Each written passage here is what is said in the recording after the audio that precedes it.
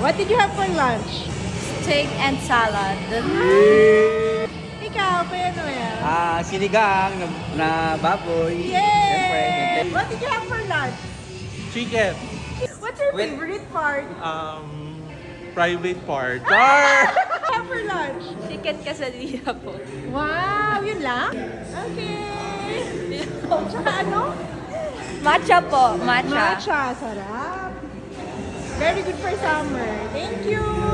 What did you have for lunch? Whey protein only.